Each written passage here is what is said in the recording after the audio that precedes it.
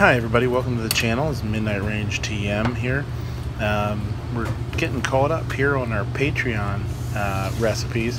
This one's for Mr. Smaggy42. He's a sous chef level Patreon. So he gets a request a video per month on an ingredient, and this month it's going to be pork. So we're doing pork belly, the wonderful, wonderful pork belly. Same cut as bacon. Bacon is made from pork belly. So is pancetta, actually, in Italian. It's actually a rolled pork belly. So you just take it, they roll it up and cure it. So what we're going to do is start by breaking it down a little bit.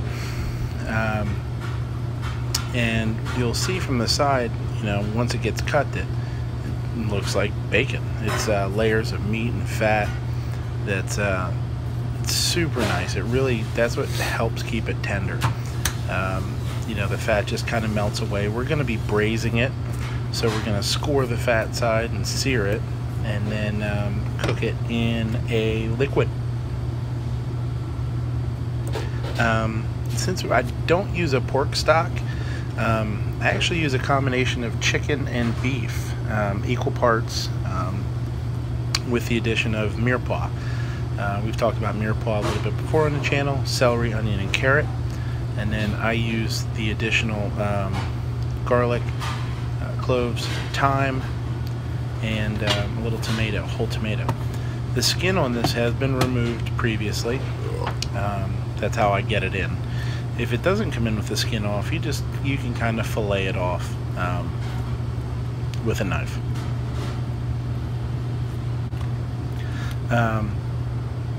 What I like to do is, and here again, this is, you know, just fillet some of the fat off if it's a little bit excess, and then we're going to be scoring that fat side eventually, and rendering it down. And we use a flat top at work, but you could use a pan. It doesn't have to be super high heat, but what it's trying to do is trying to give a little bit of flavor and melt away some of that fat. So we're breaking it down into about 6-ounce portions here. Hold the knife really gently. You don't want a death grip on it. I'm literally holding it with like 3 fingers. And you want to go about halfway down the fat, or halfway through the fat. You don't want to go all the way to the meat. It wouldn't be too big of a deal here, but with certain things like duck, if you would score duck breasts and sear them, you wouldn't want to go all the way through to the meat because it can cause it to be dry.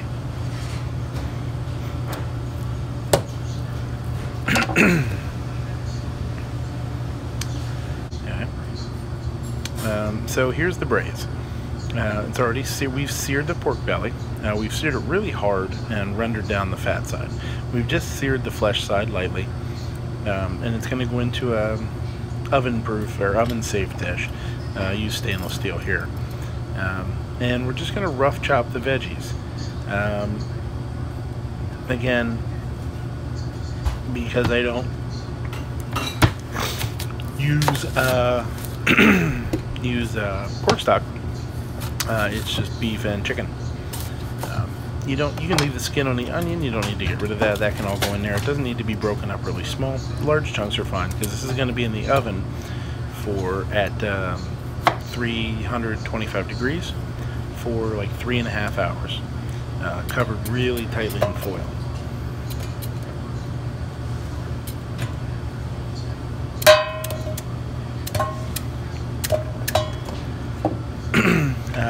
The addition of the fresh thyme is really nice. You can use other herbs too. Rosemary would work really good. I just love thyme. It's nice and light, green, fresh. Just one of my favorite herbs. So I always use it when I use braises, or when I do braises, I should say. Always make sure you cover everything with the stock, plus some. You know, always go about, I don't know, 20% more than you need, even though it's tight. The foil, you can get some loss. You can cook down a little bit. That steam will find its way out of it, you know, and you want to make sure that it stays covered through the process, the cooking process. So once this goes in, we're going to cook it, let it rest, let it cool, and this can be done a day ahead, 2 days ahead, 3 days ahead. You don't want to cook it necessarily and take it right out and serve it. Just like a piece of meat, you want to let it rest before you slice it. You actually want to let this rest in the stock, and it'll absorb back in there and be nice and tender. If you pull it straight out while it's still hot and steaming, it'll actually be dry and kind of grainy. Braises get like that. Okay guys, so we're out of the oven and we're cooled down. And like I said, this is something that you can do a day ahead of time, 2 days ahead of time. Let it in the stock, and it's always going to be better if you let it sit. It'll absorb some of that stock back in there, and it won't be so dry. So what we're going to do is we're going to take it.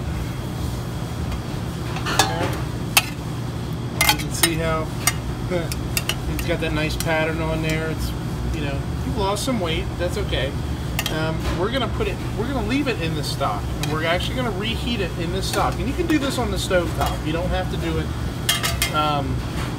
You don't have to do it in the oven or cover or anything like that. And what we're gonna do is just bring this up to a simmer and let it simmer for a couple of minutes. And once it does that, it's gonna get super nice and soft and really tender. And then we're gonna glaze it, and we're gonna go over top of a shrimp fried rice. Okay, we'll do that real quick. We've heated it up now, and you can tell it's just like super soft. Okay, it just wants to kind of pull apart and shred. We're gonna hit it with some hoisin. Go pretty liberal with it, it's not gonna hurt.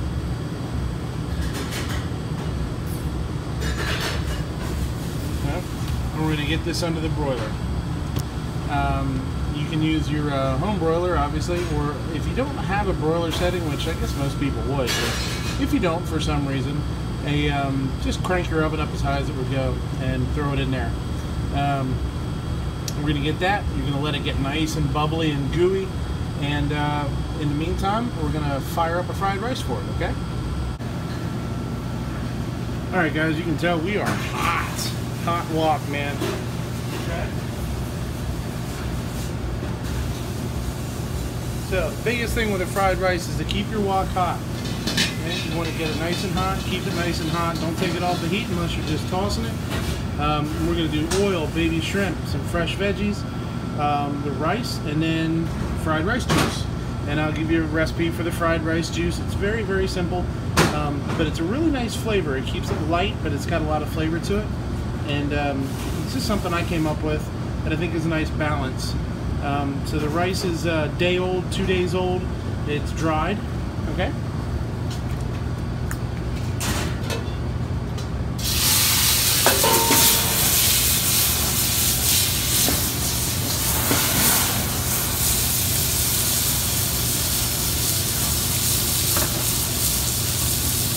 Carrots, edamame.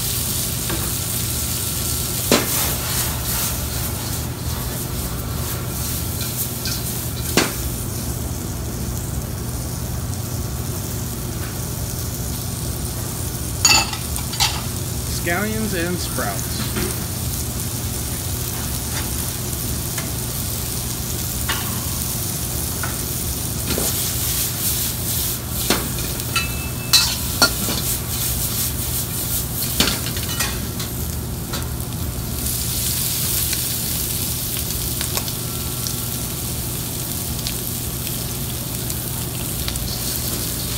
And the rice.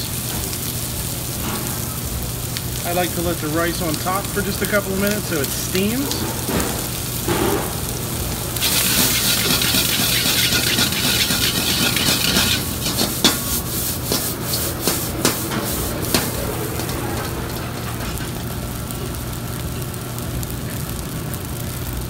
And then I like to go around the outside with the fried rice juice.